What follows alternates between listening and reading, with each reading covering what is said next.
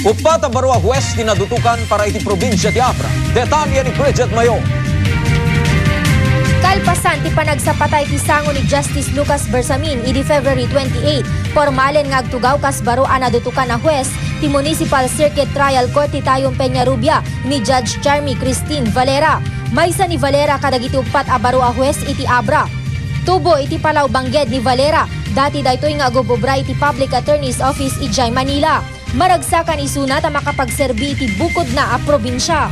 Numitila ang kayat kong aramiden, speedy disposition of cases to prevent clogging of docket of cases ken iti administration of justice. Karawan pa kadagiti baro a huwes ket ni Judge Rodrigo Valdez Jr. iti MCTC sa Lapadan Buklok Dagyoman Abra.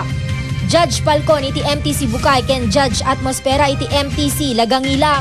Iti nga minapo tinabati laeng ang MTC Judge iti Abra nila ang Judge Redentor Valera ken iso na matami namin ti bang handle kay circuit kada MTC awan sa balin atan ada upat nga kabarbaro nga ubing bareng ano pumardas met ti pinagmatigas kaso ni Adaan ti sangapulo ket maysa nga Municipal Circuit Trial Court ken Municipal Trial Court ti probinsya.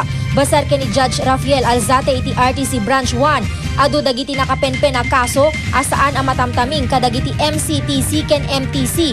Gapo ti kinaawan ti huwes. May salay ngamin ti judge nga kinigem kadagiti amin nga MTC. Iso adakkel a tulong ti panakapatugaw ti upat a baro a huwes. Hopefully apo nga kadagiti bubing daw dagiti napuintaran data bareng ano the energy ma-energize mo ti korte tatana to bubing daw pumardas mo tati pinagmatigas kaso tatan. Especially kadagiti ay lugar nga dayo di MTC kada MCTCs. Innempay ang Municipal Circuit Trial Court ti kasapulan na may kanti huwes. Tapno may pasigurado ang mataming dagiti kaso ana itantan na madengeg mano natawen ti naglabas.